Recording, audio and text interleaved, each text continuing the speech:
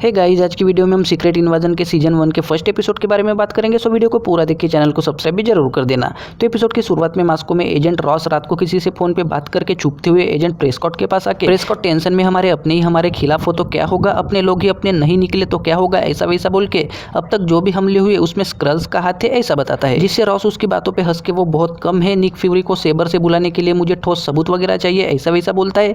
तो प्रेस्कॉट कुछ सोच के छुपाया हुआ एक गैजेट निकाल के ये अब तक का होने वाला सबसे बड़ा धमाका होके इससे पूरी दुनिया जंग में धकेली जाएगी ऐसा बोल के वो गैजेट रॉस को देता है। लेकिन प्रेस्कॉट को उस पे शक हो के वो उसे मारने लगता है। तो रॉस उसे गोली से मार के मारिया को निकालने का रास्ता पूछ के वहां से जाने लगता है। लेकिन उसके पीछे एक आदमी आके रॉस भागते हुए बिल्डिंग से गिर के जख्मी होके वहां मारिया के उस आदमी पे बंदूक तान के वो आदमी टेलॉस होता है। साथ में रॉस मर के वो स्क्रल वाले रूप में आके वो स्क्रल होता है, जिसे मारिया के पूछने पे टेलॉस ये उनमें से है ऐसा बोल के हमें वेब सीरीज का नाम दिखाया जाता है। उसके बाद जंगल में एक सीप आके उसमें से लंगड़ाती हुई निक फ्यूरी निकल के वहां गाड़ी से मारिया के पृथ्वी पे स्वागत है ऐसा बोल के गले मिलती है। और घर आके फ्यूरी टेलॉस के साथ थोड़ी बातें करके वो अपनी मरी पत्नी सोरेन और भागी हुई बेटी गाया के बारे में बात करके फ्यूरी ग्राविक के बारे में पूछता है। तो मारिया और टेलॉस बताते हैं कि वो भटके हुए स्क्रल के गुस्से को अपनी ताकत बना के वो यही रसिया में है, लेकिन हमें उसका परफेक्ट ठिकाना पता नहीं है ऐसा बोल के वो रसिया और अमेरिका के बीच जंग करा के उसने धमाका करने के लिए कजाकिस्तान में चोरी वगैरह की, साथ में वो पृथ्वी से इंसानों को मिटा देगा ऐसा वैसा बताते हैं। जिससे फ्यूरी गुस्से में मैं घूमने जा रहा हूँ ऐसा बोल के चला जाता है। रोडी मिस्टर प्रेसिडेंट मतलब रिटसन को बताता है कि फ्यूरी सेबर से चला गया है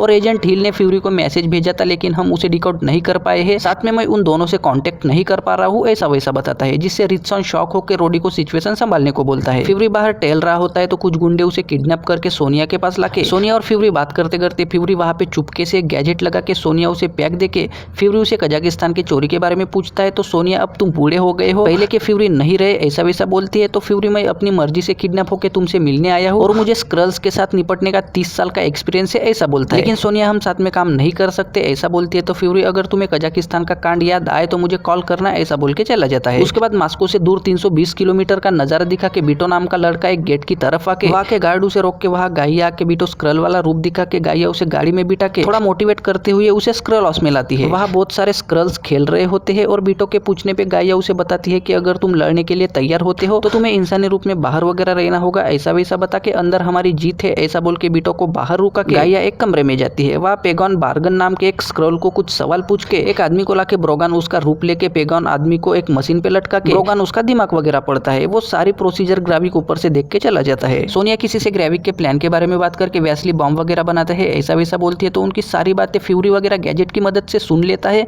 और फ्यूरी सोनिया से पहले हम वैसली को दबोच लेते हैं ऐसा बोल के टेलॉस को भी समझाता है। चाय पीते पीते ग्राविक के पास पेगॉन आके फ्यूरी आने की खबर देता है। तो ग्राविक हमारा मकसद घर है और कल काम शुरू होकर जब तक पृथ्वी हमारी नहीं होती तब तक नहीं रुकेगा ऐसा बोलता है। तो पेगॉन गाइया की तरफ देख के उसे बाहर लाके पैसे देके तुम्हें वैसली को ये पैसे देके उससे 2 बैग लेके बिना खोले मास्को के अड्डे पे पहुंचाना है ऐसा बता के गाइया चली जाती है और छुपते हुए वैसली के पास आके बैग लेके वहां से जाने लगती है। टेलॉस भी सोनिया के आदमियों का भेष लेके उन्हीं को बेहोश करके फ्यूरी और टेलॉस बात करते करते वैसली के पास आके पूछताछ करने लगते हैं। बाहर मारिया को गाइया पे शक होता है तो वो फ्यूरी को बता के उसके पीछे जाने लगती है। फ्यूरी वैसली को 2 मौके देके बॉम्ब के बारे में पूछ के वो कुछ भी नहीं बताता तो फ्यूरी उस पर बंदूक तानता है। तभी टेलॉस ये मेरी लड़ाई है ऐसा बोल के वैसली को पेलने लगता है। लेकिन वैसली भी टेलॉस को उठा उठा के पेलता है क्योंकि वो भी स्क्रल होता है। तभी फ्यूरी वैसली को बंदूक से मार देता है जिससे टेलॉस उदास होकर ये मेरी लड़ाई थी ऐसा बोलता है। गाइया एक सुनसान जगह जाती है तो मारिया भी उसके पीछे आके गाइया उस पे हमला करके पेल के भागने लगती है। तभी वहां टेलॉस आके गाइया के पीछे जाके उस पे गोली चला के गाइया रुक के टेलॉस उसे पहचान के शॉक होता है और बंदूक नीचे रख के बैग देने को बोल के तुम्हारी माँ ने मरते वक्त गाइया को ढूंढो ऐसा बोला था ऐसा बताता है। जिससे गाइया शॉक होके माँ कैसे मरी ऐसा पूछ के टेलॉस ये तुम उनसे पूछो जिनके लिए तुम काम कर रही हो ऐसा बोल के उससे बॉम्ब मांगता है। लेकिन गाइया वहां से चली जाती है और अकेले में जाके रोने लगती है। रात को फ्यूरी बार में आके वहां के 2-4 लोगों को पैक पिला के चेस खेलते खेलते पैग लगाती हुई मारिया उससे बात करके